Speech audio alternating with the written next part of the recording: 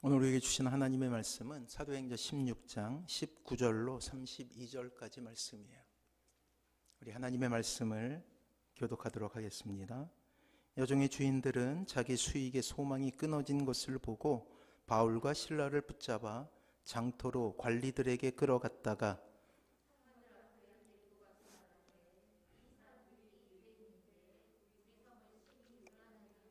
로마 사람인 우리가 받지도 못하고 행하지도 못할 풍속을 전한다 하거늘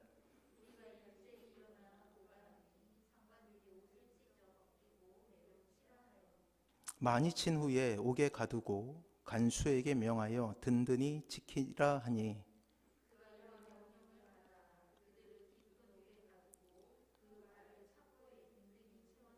한밤중에 바울과 실라가 기도하고 하나님을 찬송하며 죄수들이 듣더라.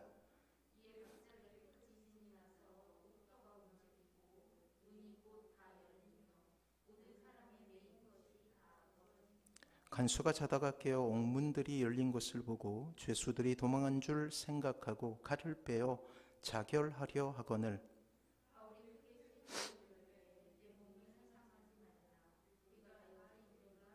간수가 등불을 달라고 하며 뛰어들어가 무서워 떨며 바울과 실라 앞에 엎드리고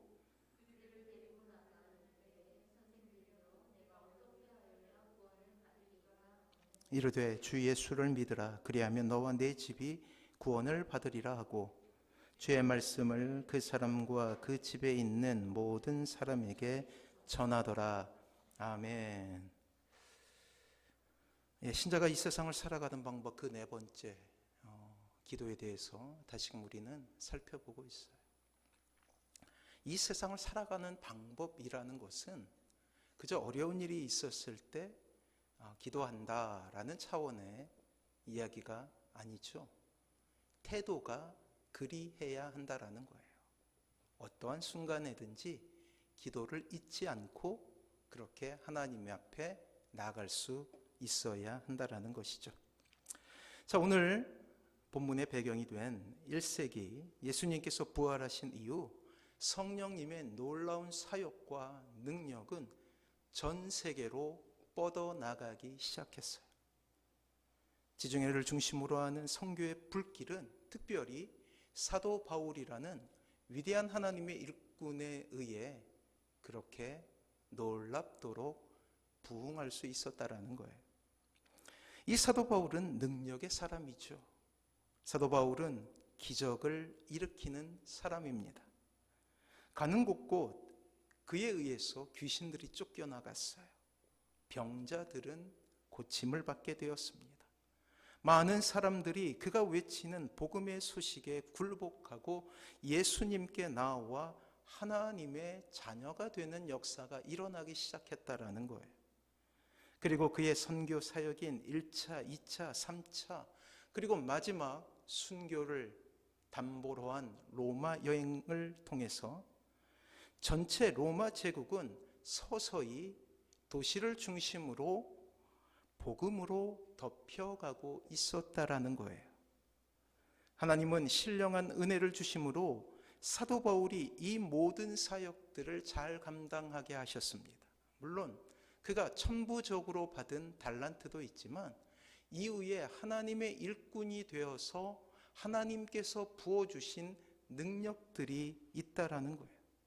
심지어 자신이 쓰던 손수건을 환자의 몸에 덮었을 때 그 병이 낫게 되는 모습을 사람들이 보고 놀라지 않을 수 없었습니다. 그래야 저는 이렇게 이야기하고 싶습니다. 사도 바울은 능력의 사람이었어요. 또한 우리는 서신서를 통해 하나님께서 친히 사도 바울을 3층 천에 올리셔서 하나님의 나라를 눈으로 목도하게 하신 특별한 은혜를 입은 사람임을 우리는 성경을 통해서 확인하게 됩니다. 옛날 이스라엘 사람은 하늘을 3층으로 봤어요. 그래서 대기권을 첫 번째 하늘, 그리고 우주를 두 번째 하늘, 그 위에 하나님의 나라가 있다라고 그렇게 생각했죠. 그렇습니다. 사도 바울은 능력의 사람이었고 권능의 사람이에요. 사역자로서 참으로 부러운 분이죠. 아울러 그는 그가 쌓았던 지식을 통해 하나님으로부터 쓰임을 받게 됩니다. 성령님께서 영감을 주심으로 그는 무려 신약 성경의 절반을 서술한 위대한 하나님의 사람이 될 수 있었어요. 우리가 읽게 되는 신약 성서의 절반은 이 사도 바울이 지었다라는 거예요. 그리고 1세기 초대교회가 세워지는데 신학적인 기반을 제공하게 돼요. 많은 신학자들은 그가 쓴 위대한 서신서인 로마서와 갈라디아서를 통해서 위대한 신학을 발전시켜 나가게 되는 거예요. 그리고 1세기 이스라엘은 물론 당시 로마 제국 안에서도 이러한 식견과 지식을 가진 사람이 없었어요. 그야말로 전 세계를 대표로 하는 석학이었다라는 거예요. 우리는 이렇게 사도 바울을 기억합니다. 그러나 지금 저는 여러분들에게 이렇게 사도 바울을 소개하고 싶어요. 사도 바울은 기도의 사람이었어요. 특별히 하나님께서 이 사도 바울을 부르시는데 그 위대한 사역을 감당하는 그 첫 자리가 기도의 자리였음을 우리는 확인하게 되는 거예요. 위대한 능력이 나타나고 기적이 일어나고 사람들이 인정하는 위대한 학자였지만 그것보다 사도 바울이 귀히 여겼던 그러한 별명은 기도의 사람이라는 거예요.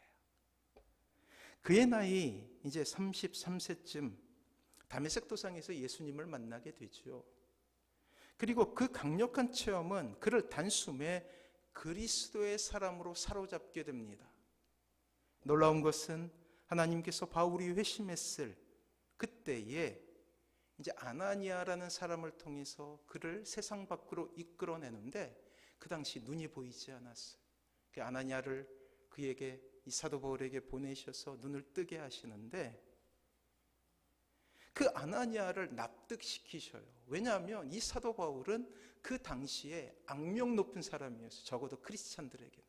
왜냐하면 크리스찬들을 잡아다가 감옥에 가두고 그리고 크리스찬들을 죽이는 데 동참하고 그랬던 사람이었기 때문이에요. 그래서 아나니아를 그에게 보내는데 설득할 필요가 있었다라는 거예요. 그것을 설득시키기 위해서, 납득시키기 위해서 사도행전 9장 11절 말씀을 통해서 그를 보내시는데 그 말씀이 이러합니다. 한번 들어보세요. 주께서 이르시되 일어나 직가라 하는 거리로 가서 유다 집에서 다소 사람 사울이라 하는 자를 찾으라. 저가 기도하는 중이다. 뭐하고 있었다고요? 기도하고 있었다고요. 그렇습니다. 이제 사도 바울은 예수님의 사람이 되어서 눈이 보이지 않는 암흑 속에서 예수님을 찾고 있었어요. 아니, 예수님을 찾는 방법들을 알아가고 있었다라는 거예요. 이 기도의 시작은 그의 평생의 가장 중요한 사역의 기초가 됩니다. 많은 이들을 주께 인도하는 것도, 기적을 행하는 것도, 능력을 보여주는 것도, 논리적인 말로 어떤 사람을 설득하여서 주님을 믿게 하는 것도 기도가 아니면 시작할 수 없는 기도의 사람으로 만들어주고 있다는 사실에 우리는 주목할 필요가 있다는 거예요. 그래요. 우리의 삶 가운데도 기초는 기도이기 때문이죠. 자신의 성공도, 자신의 미래도, 그가 꿈꾸었던 삶도, 가족들의 기대도 그는 모두 다 던져버려요. 자신의 고백처럼 그리스도를 아는 고상함이 그 모든 것을 배설물로 만들어 버린 것이에요. 빌립보서 3장 8절 아주 유명한 고백이죠. 우리 주보에 있으니까 한번 읽어보도록 할게요. 사도 바울의 고백입니다. 같이 읽습니다. 시작. 또한 모든 것을 해로 여김은 내 주 그리스도 예수를 아는 지식이 가장 고상함을 인함이라. 내가 그를 위하여 모든 것을 잃어버리고 배설물로 여김은 그리스도를 얻고, 그래요. 그리스도를 얻기 위해서 모든 것을 배설물로 여긴다라는 위대한 고백을 우리에게 하고 있는 거예요. 사랑하는 성도 여러분, 우리는 이 고백을 한 사람의 결연한 의지처럼 그 의지를 바라보면서 은혜를 받게 되지 않습니까? 동경처럼. 우리는 그러한 삶을 살지 못하지만 그래서 이 빌립보서 3장 8절의 말씀을 읽을 때마다 너무나 초라해지는 자신을 발견하게 되는 거예요. 하지만 생각해 보십시오. 이것은 한 학자가 지금까지 자신이 쌓아왔던 모든 것을 포기하는 바로 그 순간 아닙니까? 모든 사상의 상아탑을 스스로 무너뜨리는 거예요.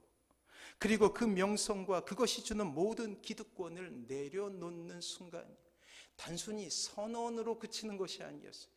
그 삶 자체가 이 모든 것을 배설물로 여겨 스스로가 빈궁에 처하는 삶을 살 수 있는 위대한 사람이 될 수 있었다라는 거예요. 더 값진 것에 대한 발견이라는 놀라운 감격을 우리에게 주고 있다라는 것이죠. 사랑하는 성도 여러분, 이렇게 기도 속에서 하나님의 사명을 깨닫고 그리고 기도를 통해 하나님의 일을 이루어갔던 사도 바울이었기에 그가 위대한 하나님의 일을 할 수 있었던 거예요. 그렇습니다. 그는 처음부터 위대한 기도자로 탄생하게 된 것이죠.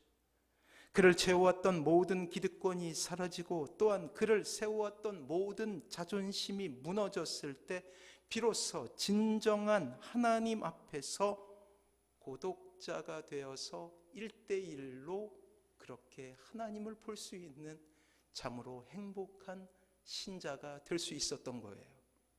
자신이 가지고 있었던 모든 것을 버렸을 때 비로소 하나님을 만날 수 있게 된 것이죠. 그 이후로 바울에게 기도는 하나의 습관과 일과 삶이 됩니다. 말 그대로 그는 기도에 전념했던 사람이에요. 그러므로 바울에게 기도는 외양을 치장하는 도구가 아니에요. 거칠애나 허식이 될 수 없습니다. 왜냐하면 그는 기도가 아니면 살 수 없었기에 절박하게 하나님을 찾았던 사람이거든요. 하나님의 일을 하되 자신이 받는 고상한 은사나 사도의 부요함으로 자신의 일을 감당한 것이 아니라 씨름한 거예요. 범민하며 끊임없는 기도로 자신의 사역을 감당할 수 있었던 위대한 하나님의 사람이었다라는 것이죠. 그래요. 기도 자체가 그에게 있어서 사명인 것이죠.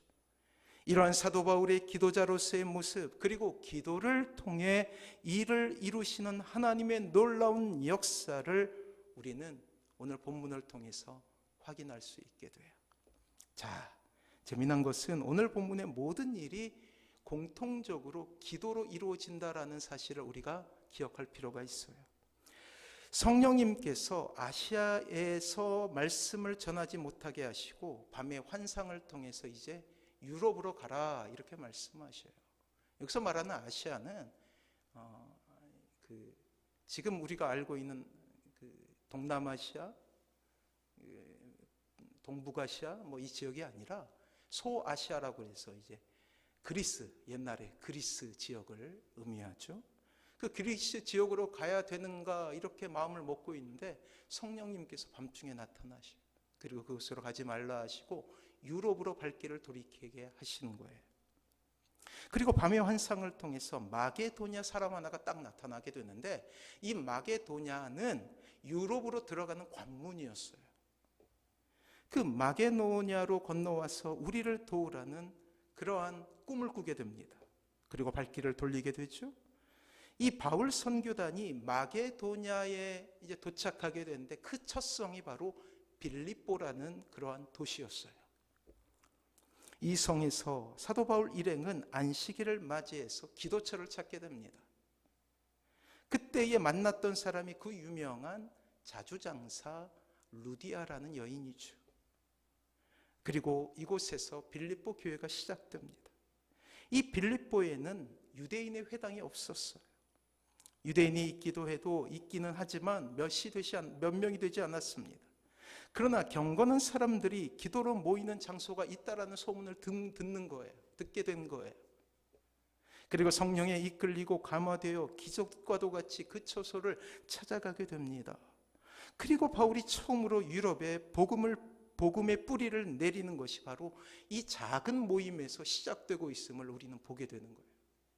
이 본문을 읽으면서 저는 우리 이 작은 모임이 하나님의 복음이 드러나는 위대한 일의 시작이구나라는 하나님의 음성을 듣게 되었어요. 그래요.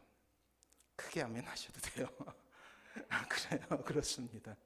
그 기도 모임에서 가장 처음 회심한 사람이 바로 루디아라고요. 오늘 본문을 보면 바울 일행이 이제 기도처로 이제 출발하는 도중에 한 여인을 만나게 되는데, 그 여인이 좀 문제가 있었어요. 이 점치는 귀신 들린 여종이에요. 우리나라에도 이제 무당들이 있지 않습니까? 지금 무당이 막 회자되고 막 마법 뭡니까? 주술 하여튼 21세기에 우리가 이러한 말들을 다시금 경험하게 된다는 것이 이 땅이 얼마나 영적으로 혼란해졌음을 우리는 볼 수 있게 되는 거예요. 그래서 우리는 기도해야 돼요. 2000년에 있었던 이 일이 다시금 반복되고 있어요. 그 도중에 점치는 귀신 들린 여종 하나를 만나게 돼요. 이 여종은 그 빌립보 지역의 유력한 사람들에게 속한 그러한 점치는 사람이었어요. 점을 치고 받는 돈을 이 사람을 소유한, 이 노예를 소유한 사람들이 이제 나누어 갖게 되었다라는 것이죠. 바울이 귀신 들린 여종에게서 점하는, 이 점치는 귀신을 쫓아내는 기적을 행하게 됩니다. 막 이 여인이 따라와서 이 바울을 아는 척하고 그리고 소리를 지르기 시작했거든요. 그 과정이 이제 기도 모임에 참석하는 도중이었죠. 그녀는 바울이 하나님의 복음을 전하는 종임을 알아보고 쫓아다니면서 소리를 지르기 시작했던 거예요. 이에 바울은 그녀에게서 귀신을 쫓아내고 그녀를 고쳐줍니다. 참으로 놀라운 일이죠. 이 여인에게선 드디어 귀신에게 사로잡힌 그 고통 가운데서 해방되는 그러한 일이 일어나는 거예요. 그런데 여종의 주인들이 있었잖아요. 이 여종을 통하여서, 이 여종이 치는 점을 통하여서 유익을 얻던 사람들이 있었어요. 그들이 들고 일어납니다. 여종의 점으로 얻는 수입이 끊어지자 바울을 백성들을 현혹하여서 로마를 해야 하는 이상한 풍속을 섬기는 자라고 로마 관료들에게 고발을 해요. 그리고 잡혀가죠. 기도의 자리를 찾다가 바울과 실라는 빌립보 관원들에 의해서 매를 심하게 맞고 옥에 갇히는 신세가 되어버리는 거예요. 그리고 오늘 본문의 위대한 기도자는 바로 그 감옥 속에서 우리에게 기도가 얼마나 위대했는지를 설명하고 있어요. 우연한 사건을 통해 우리는 기도자 바울을 만나게 되지 않습니까?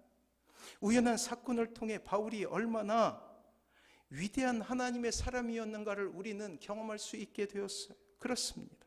결론부터 말씀드리면 그것은 지금까지 그가 쌓아왔던 위대한 지식도 어릴 적부터 유학을 통해 얻었던 그의 스펙이 그를 빛나게 하는 것이 아니었어요.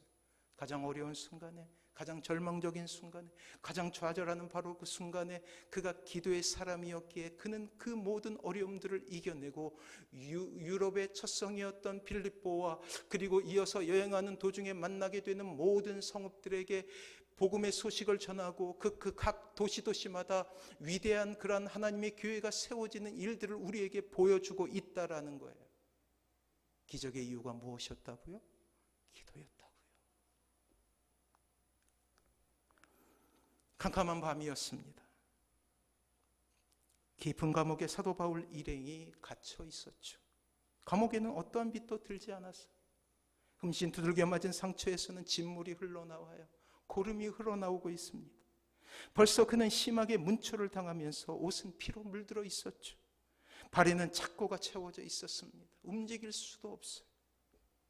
흉악한 죄인에게만 채워지는 착고가 무고하고 선을 행했던 일행에게 채워진 거예요. 욱신거리는 상처가 모든 신경을 자극하며 이내 극심한 통증으로 몸부림치게 됩니다. 사랑하는 성도 여러분, 세상 사람들이 보기에 그는 패배자였어요. 위대한 기적을 베풀었지만 그의 끝은, 사람들의 찬사를 받았지만 그의 끝은 감옥이에요. 귀신을 제압하고 한 여린 소녀에게서 귀신을 몰아내는 위대한 기적을 보였지만 그들의 신세는 깊은 감옥 속, 그리고 온몸은 피투성이가 되어 있습니다. 그리고 그의 발에는 착고가 채워진 신세여서 참으로 초라하죠. 이것도 자신의 욕심을 가지고 어떤 일을 하려다가 경험하게 된 일이 아니에요. 그저 복음을 전하려고, 그저 기도하려고, 그저 사람들에게 하나님의 자녀가 되는 법을 알려주려고 가던 선한 길 가운데 일어났던 일이었습니다. 사랑하는 성도 여러분, 이 정도면 낙담할 만도 하지 않습니까? 그저 불평할 만도 하잖아요. 하나님의 일을 위해서 애썼는데 이게 뭔가요? 라고 하나님 앞에 서운함을 던지기에도 부족하지 않았어요.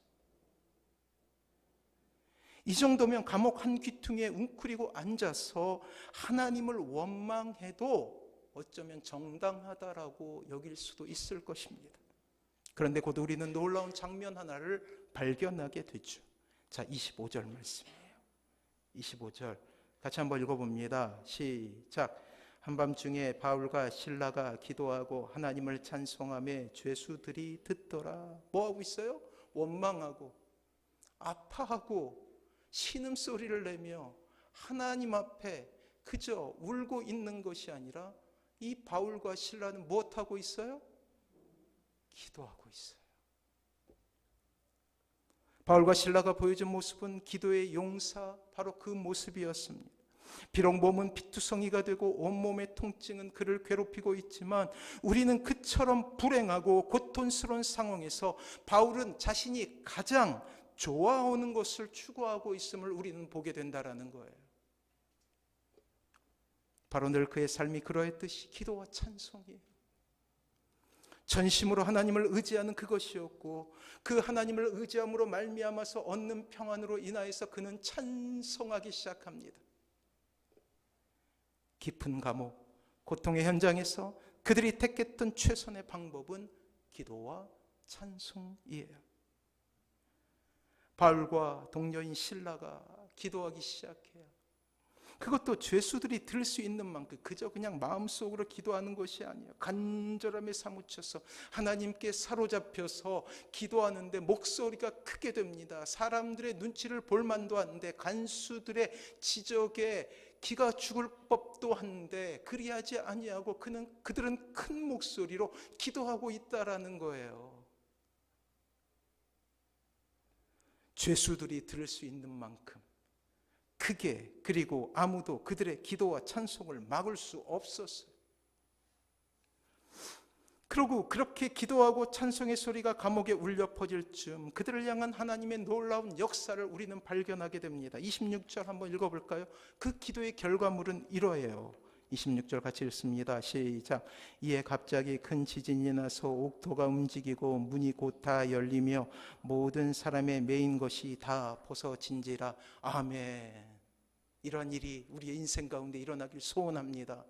어떻게 해요? 기도로, 기도만으로. 그처럼 아름답고 혈육 있는 기도는 없었어요. 즉각적이었죠. 위대한 기적이 일어났어요. 지구를 흔드셔요. 감옥의 문이 열립니다. 착고가 끊어져요. 도망가라는 것이죠. 아마도 바울과 실라는 직접적으로 그렇게 엄청난 일을 위해 기도하지 않았을 거예요. 그저 하나님께서 기뻐하시는 일을 위해서 기도했는데 놀랍게도 하나님은 기적을 베푸시는 거예요. 지진이 일어난다고 상상을 한번 해보세요. 지진이 일어났는데 옥문이 열려요. 하나님의 기적, 즉 지진을 일으키시어 세상 사람들이 모두 알 수 있을 정도로 기도의 효력과 기도의 능력과 기도한 사람을 하나님께서 어떻게 보호하시는지를 하나님은 눈으로 보게 하시는 거예요. 봐라. 사랑하는 성도 여러분, 우리 인생 가운데 이러한 일이 일어나길 소원합니다. 아니, 이루어질 것입니다. 만약 우리가 기도를 붙든다면 세상 사람들이 보도록 우리의 가정을 움직이시고 우리의 가정을 회복시키고 또한 이 땅에 교회들이 눈 감는다 할지라도 이 작은 교회에서 하나님의 영광이 드러나는 그러한 모습을 통해서 기도가 얼마나 위대한지를 우리에게 보여주실 거예요. 아니, 우리에게뿐만 아니라 이 세상 가운데 보여주실 것입니다. 이것을 믿으시기 바랍니다. 그렇습니다. 옥문을 흔들고 착고를 풀어버리십니다. 세상 사람들에게 하나님의 위대한 일들을 보여주시는 거예요.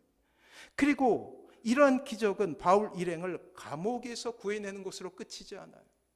그 종착지, 그 해피엔딩의 끝은 그저 감옥에서 탈출했다로 끊어지지 않는다라는 거예요. 한번 볼까요? 27절 같이 한번 읽어보도록 하겠습니다. 27절 같이 읽습니다. 시작. 간수가 자다가 깨어 옥문들이 열린 것을 보려 죄수들을 도망간 줄 생각하고 칼을 빼어 자결하려 하거늘.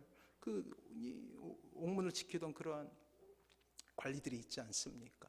그들이 일어나게 된 일들을 보고 깜짝 놀란 거예요. 그리고 큰일 났다, 내가 책임져야 한다. 그것이 두려워서 칼을 빼서 자결하려고 하는 거예요. 자, 그리고 일어난 일을 한번 볼까요? 자, 30절, 31절 같이 한번 읽어봅니다. 시작. 그들을 데리고 나아가 이르되 선생들이여 내가 어떻게 하여야 구원을 받으리까 하거늘 이르되 주 예수를 믿으라 그리하면 너와 내 집이 구원을 받으리라 하고, 그 유명한 말씀이 여기서 나오죠. 주 예수를 믿으라 그리하면 너와 내 집이 구원을 얻으리라 하고, 어떤 일이 일어나요? 그 감옥에서 탈출할 것뿐만 아니라 전혀 하나님을 알지 못했던 사람, 그저 죄인들을 가두고 그들을 지켜보았던 간수들이 위대한 하나님의 복음을 듣고 하나님의 백성이 되는 놀라운 기적이 일어나게 되는 거예요. 그리고 처음 세워졌던 빌립보 교인의 멤버가 되는 거예요. 쇠사슬이 풀리고 착고가 벗겨졌음에도 사도 바울은 밖으로 나가지 않습니다. 이 여유만만함을 우리는 배워야 하죠. 더 위대한 일이 있었기 때문이라는 거예요. 간수의 가정들이 하나님을 믿는 위대한 일이 있었다고요. 사랑하는 성도 여러분, 바울은 이처럼 낙심하고 절망적인 상황 속에서도 기쁘게 기도할 수 있는 기도의 사람이었어요. 그의 삶이 바로 기도였기에 그리할 수 있었던 거예요. 사랑하는 성도 여러분, 가혹한 현실 속에서 내가 기도해야지 라고 마음을 먹는다고 해서 기도할 수 있는 것이 아니라는 거예요. 그가 감옥에서 흠씬 두들겨 맞은 그러한 폭력의 현장에서 기도할 수 있었던 것은 그가 이전에도 기도하는 사람이었기 때문이에요.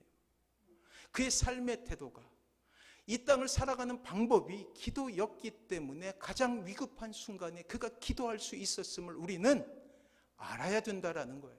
그래서 평소에 기도하는 것이 중요하다라는 것이죠.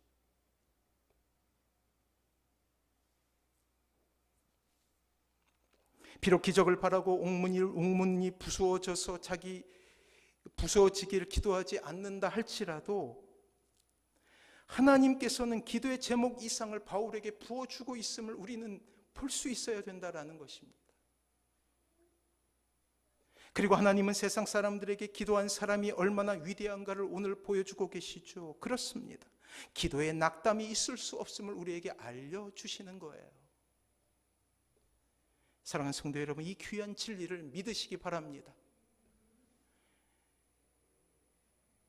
우리 민족은 기도하는 민족 아닙니까? 전 세계에서 유일하게 새벽 제단을 쌓는 그런 위대한 기도의 민족이에요. 하나님께서 이 한민족에게 주신 특성이죠. 그 옛날 이 새벽에 장독대 위에 올려진 정화수, 그리고 빌었던 할머니, 어머니의 마음을 하나님께서 받으시고 이 민족을 기도하는 민족으로 삼으셨어요. 그런데 안타깝게도 21세기 2022년 이 시대를 살아가는 우리에게 어쩌면 기도는 참으로 희귀한 것이 되어버리고 있음을 보게 됩니다. 사랑하는 성도 여러분, 기도 외에는 소망이 없어요. 그래서 저는 이렇게 이야기하고 싶습니다. 기도는 위대한 기적의 통로라는 사실을. 하나님은 결코 기도라는 통로 없이 일하지 않아요. 다시 한번 말씀드립니다. 하나님은 결코 기도라는 통로 없이 일하지 않습니다. 중요한 것은 우리 모두가 기도의 사람이어야 한다는 거예요. 바울만, 실라만 기도의 사람이 아니라 지금 이 자리에서, 그리고 온라인으로 예배드리는 사랑하는 우리 모든 성도들이 기도의 사람이어야 한다는 거예요. 우리가 예수님을 믿기로 한 그 순간부터 우리 모두는 필연 기도의 사람으로 불려지기 때문, 다른 말로 표현하면 신자는 기도로 사는 사람이기 때문이에요. 바로 기도가 사명인 것입니다. 왜냐하면 우리가 예수님을 믿는다는 것은 우리 힘으로 살아가는 것, 그리고 우리 지혜로 살아가는 것, 그리고 우리가 가진 자원으로 살아가는 것을 포기하고 살아가는 존재가 되었다라는 표시이기 때문에, 여러분들이 세례를 받는 그 순간에 여러분들은 선언한 거예요. 나는 예수 그리스도로만 살아가는 사람입니다. 그렇습니다. 우리에게 놓인 길은 주님을 의지하는 것 외에는 없다고요. 주님만 바라보는 것, 그것이 뿐임을, 그리고 기도는 그 모든 다짐과 결심을 증명해주는 하루하루의 삶인 거예요. 그래서 여러분들이 기도는 하지만 기도 제목을 가지고 기도하지 않습니까? 어떤 어려움에 처했을 때 그 어려움을 극복할 수 있게 해달라는 구체적인 일들을 들어서 기도하지만, 놀랍게도 하나님은 그 내용도 받으시지만 여러분들의 태도도 받으시는 거예요.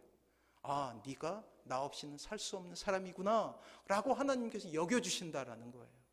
네가 좀 적나라하게 이야기하면 네가 나를 믿는 사람이구나. 무엇을 통해서? 기도를 통해서 알게 되신다라는 거예요.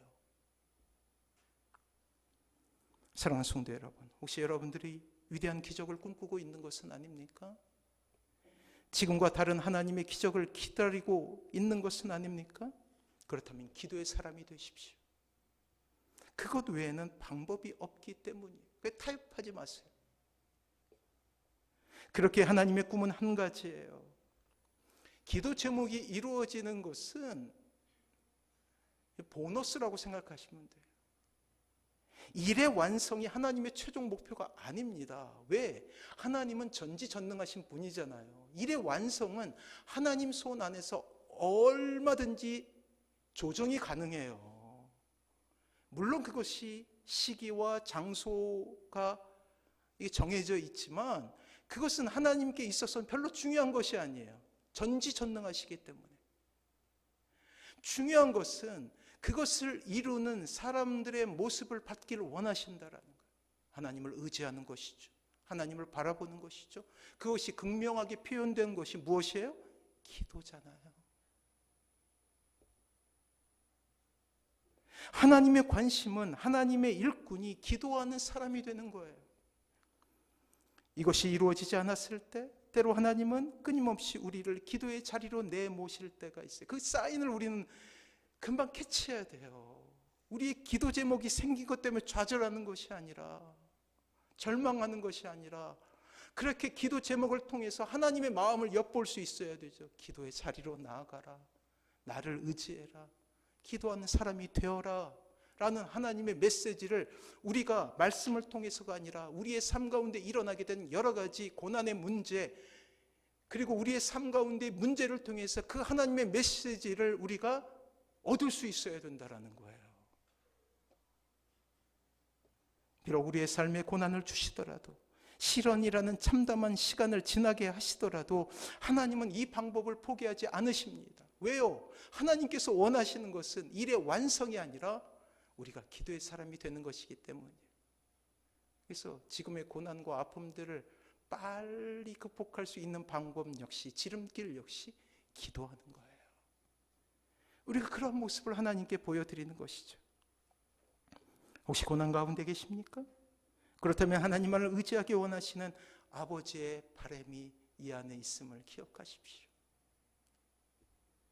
우리 인생 가운데 찾아온 그 고난을 이기는 방법이 무엇일까요? 그것은 하나님께 항복하고 나가는 거예요. 하나님, 나의 힘으로는 할 수 없습니다. 하나님, 나의 능력으로는 할 수 없어요. 하나님을 의지합니다. 하나님을 바라봅니다. 이게 뭐예요? 기도인 거예요. 그러면 모든 것을 하시고 모든 것을 이루실 수 있는 능력 있으신 하나님께서 우리의 삶을 조율하시게 되는 거예요. 이 위대한 결단 위에 있는 위대한 삶이 바로 기도라고요. 이것이 이 땅의 신자에게 허락하신 유일한 성공의 길임을 우리가 인정하게 될 때, 바울과 실라가 경험하게 된 위대한 일들이 우리의 삶 가운데 일어나게 되는 것입니다. 언젠가 소개한 적이 있지만 다시 한번 소개할게요. 일본의 작가 엔도 슈사쿠라는 작품에 침묵이라는 소설이 있어요. 일본에 들어온 기독교가 박해를 당해서 많은 성도들이 순교할 때 일어난 역사적인 사실을 가지고 소설을 쓰게 됩니다. 박해자들이 이렇게 이야기해요. 예수 믿는 사람들은 십자가를 좋아하는데 너희들도 십자가에서 죽어보라 라고 이야기하면서 신자들을 바닷가로 데리고 가요. 그리고 바닷가 갯벌에 십자가를 받고 그 위에 매달게 됩니다. 이제 밀물대가 되어서 물이 점차 차오르는 거 얼마나 공포가 되겠어요. 단번에 죽이는 것이 아니라 이 밀물이 차오는 그 현장에서 밀물이 들어오는 모습을 보게 하는 거예요. 두려움에 떨죠. 그리고 박해자들은 그들에게 이렇게 제안합니다. 어느 때라도 예수를 배반하고 하나님을 버리면 용서하겠다라는 조건을 달아요. 입으로 고백하라는 것이죠. 이때 두 사람의 가톨릭 교인이 순교하는 모습을 멀리서 지켜보던 이 네덜란드의 신부가 있었어요. 숨죽여서 지켜봅니다. 그러나 아무 응답이, 그리고 하나님께 간절히 기도해요. 하나님 살려주시라고. 근데 아무런 응답이 없어요. 응답이 오지 않자 이런 순간에 왜 하나님은 잠자코 계시냐고 목을 놓아서 통곡하며 기도합니다. 그때 그의 심경 깊은 곳에서 고요한 하나님의 음성이 들리기 시작해. 나는 침묵하고 있는 것이 아니라 저들의 고통에 동참하고 있는 것이다. 그렇습니다. 주님은 십자가에 달리는 성도들과 함께 그 갯벌 위에 놓여있는 십자가 위에 매달리고 있다라고 말씀하고 계시는 거예요. 사랑하는 성도 여러분, 때로 하나님께서 여러분들의 고통과 신음을 외면한다고 여기시는 것은 아닙니까? 언제까지 내가 이 기도 제목을 붙잡고 기도해야 하나? 때로는 인내의 한계 속에서 하나님을 원망하는 것은 아닙니까? 하지만 기억하십시오. 여러분들이 눈물을 흘릴 때, 지옥과도 같은 밤을 보낼 때, 그때 주님은 여러분들과 함께 하셔요. 여러분들이 아파할 때 주님께서도 아파하시며, 여러분들이 슬퍼할 때 우리 주님께서는 더 슬퍼하시며 여러분들을 안으십니다. 고난은 무엇입니까?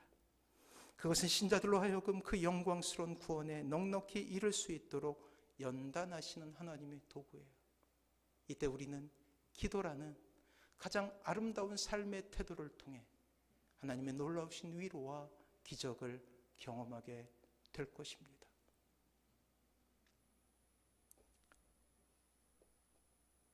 그런 점에서 잠시의 고난은 고통이 아니라 은혜가, 오히려 은혜가 되는 거예요. 동참하신 하나님의 사랑이 가장 빛나는 순간이 바로 그곳이기 때문입니다. 하나님 나라에서 가장 크게 노래할 사람이 어떤 사람일까요? 현세에서 호의호식하고 좋은 집안에서 태어나서 부러울 것이 없고 남들을 깔아보며 그렇게 사는 사람일까요? 천만에요. 바로 하나님 앞에 붙들려서 기도의 사람으로 힘들지만 한 걸음 한 걸음 나아가는 사람이야말로 진짜 저 하늘나라 우리가 기뻐해야 될 천국에서 뛰며 기뻐할 수 있는 그러한 자격을 얻은 사람임을 기억하시기 바랍니다. 그러기에 우리는 기도로 나가야 돼요. 이 아침 하나님의 만져주심을 경험하고 진정한 하나님의 뜻을 발견하시는 귀한 은혜가 여러분들의 있기를 소원합니다. 아울러서 기도로 살아가십시오. 힘들지만 그리하십시오. 하나님께서 여러분들을 위로하여 주실 거예요. 이 놀라운 은혜 가운데 서시는 사랑하는 모든 성도님들 되시길 주님의 이름으로 축원합니다.